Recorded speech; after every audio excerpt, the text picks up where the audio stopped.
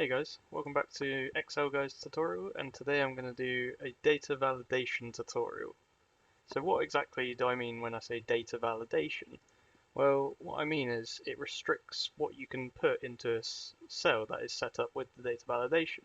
So just as an example, I could make it so that whatever you put in the string has to be 5 characters long, and no more, no less. I could set that up if I wanted, but there's many different types of rules you can set, and I've actually listed the different types here. So you've got whole number, which speaks for itself, takes integers, 1, 2, 3, etc. You've got decimal, which could be good for currency, for example.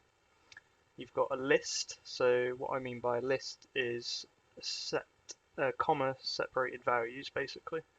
So you could set the list to be A, comma B, comma C, and that would mean that you can only input A, B, or C into the cell. Or you can use a range of cells. So if I had N7 to N13, let's say, just full with values, let's say value 1, value 2, let's just quickly do that.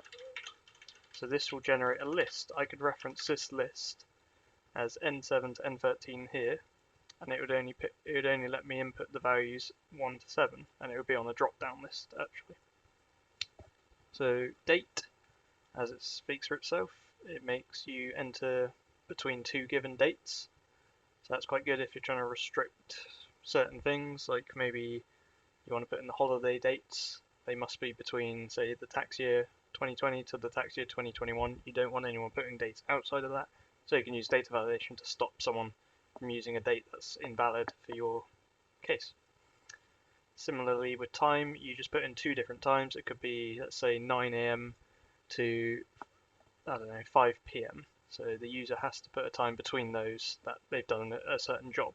Because if they do it outside of the scope, you don't want that. You don't want someone doing a job at 10 PM. Text length, this again is just saying how many characters your string must be.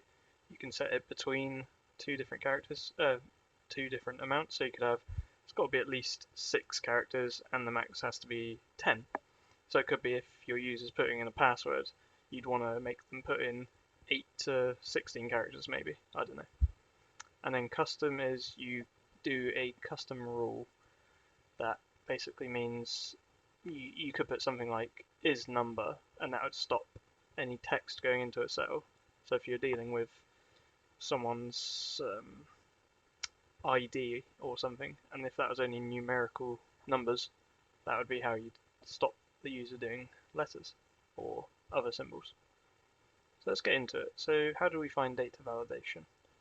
Well, you've got all these ribbon tabs up here, and you go into the data ribbon tab, you go to data validation, click data validation, and then you see here you've got settings, input message, and error alert.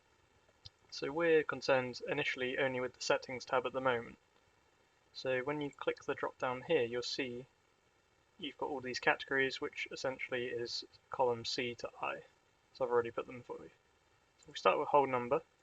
See, we can go between, not between, equal to. There's different subcategories of the whole numbers. So we could have it not between 5 and 10, for example. So you could only go up to 4 or 11 or higher. So, I don't know, minus infinity to 4 essentially, or 10, 11 or higher. So I'm going to do between. And in the first case, I'm going to do, let's say, between 1 and 10. So if I put OK here, 2, yeah, it likes it. 5, okay, so it's between 1 and 10. Does that include 1 and 10? Let's check. It includes 1. And it includes 10, so it is inclusive. That's the first thing that should be noted. So if you say between 1 and 10, it does include 1 and 10. Let's try 5.5. You see we get an error because this is not a whole number now. So it doesn't work. And ultimately, if we try a number that's outside 1 and 10, let's try 12. Again, we're going to get the error because we're not between 1 and 10 anymore. So let's leave this at a nice 5. So that's the first rule set up. Let's do a decimal one now. Actually, no, we'll go to example 2 whilst we're on whole numbers. So again, data validation, whole number. Let's say, maybe we want, let's say greater than. We want greater than 50. So now obviously I can put any number here that's greater than 50. Can I put 50? No, because I want greater than 50. And obviously if I go less than that, I'm going to get an error. So that's that. Now the third rule, let's do whole number again, and let's say not between 0 and 20 or 39. So this is someone's, say, score on the test. We don't want it between 0 and 39. We want 40 or higher. So 40 works, 50 works, this massive number works, but 39 doesn't work. Okay, great. Let's go on to decimal now. So on the drop down, go to decimal.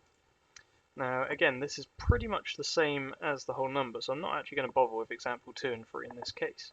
So let's just say 1 and 10 again. So it's the same as the first rule. If we just double check between 1 and 10, but this is decimal now. So the 5.5 we tried earlier in the whole number will now work in decimal. So as you can see, this is quite good if we're dealing with currencies. So if we wanted 389 or something, it will like it because it's currency and it deals with decimals. So that's quite good. So now we're going to go on to list. List is probably my favourite one that I use the most, if I'm honest. So list is quite important. Now you can tick this in cell drop down, which will be automatically ticked, and that will show you the options. So if I do these example I did earlier, N7, 10, 13, you'll see we get a drop down here that will give us those values. These are the only values that we are able to input into the cell.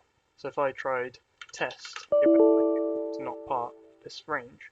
But if I change value 1 to test, if I come back up here, you'll see I've got test 3 to value 7. So now I can have test.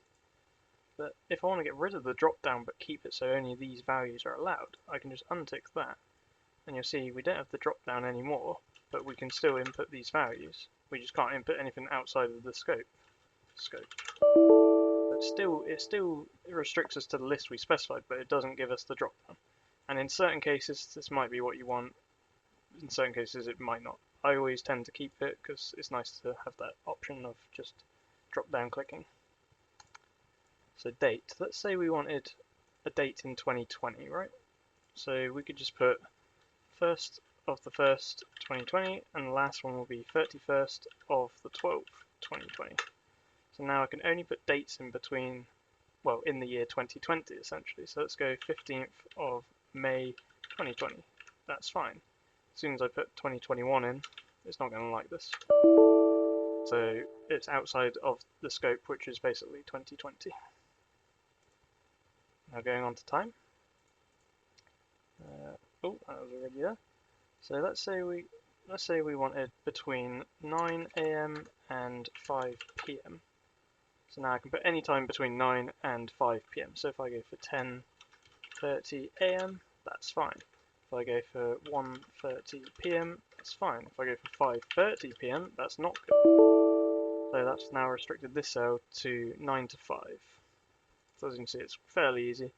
So it comes up like this when you go back into the rule, but you can, when entering, just put 9 AM, 5 PM. Simple as that. And you can see it just formats it for you, so you don't have to worry about that.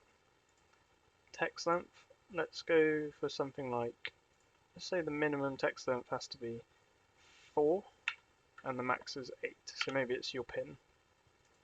So now if I do some sort of pin, 1, 2, 3, 4, that works.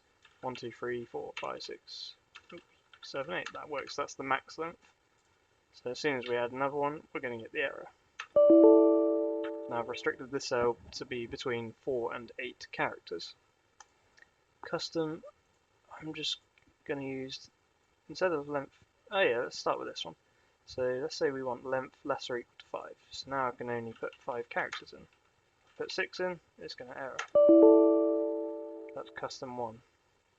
I'm going to do custom 2 down here just to show you guys something else.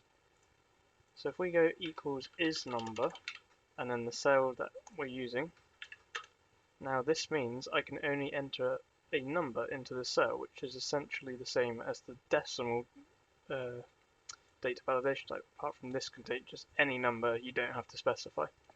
So this can be minus 15.3, like this ridiculous number here.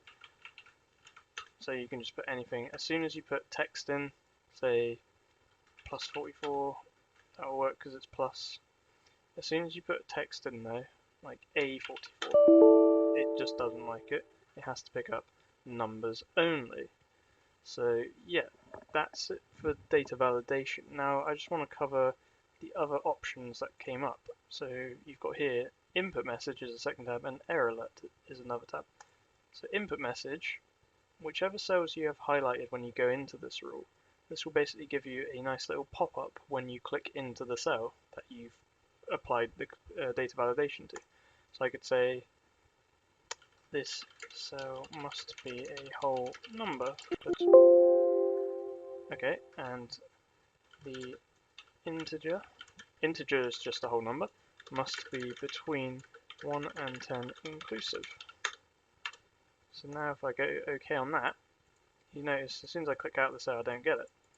When I click into the cell I get this cell must be a whole number, the integer must be between 1 and 10 inclusive.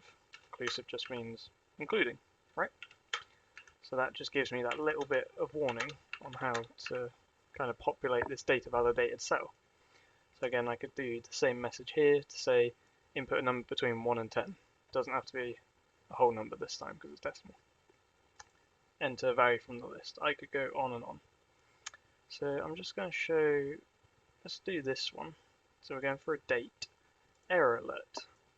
So this is the third tab now. Now I'm going to go invalid date. And I'm going to say, please enter a date that is in 2020. So now what we get here is the error will pop up when we make an invalid value for our data validated cell. So if I put in 15th of May 2021, which is outside of the scope of the data validation, I'm going to get an error that says invalid date, because that's our title. Please enter a date that is in 2020. Okay, let's go for the 10th of April 2020. Okay, now it likes it. That's fine. So that's pretty much it for the other types. So input message on this date, enter a 2020 date. So now with this clicked, actually I forgot to mention, if you're making an input message you do need a message, not just a title. So ABC, even if I just put that, now it will come up.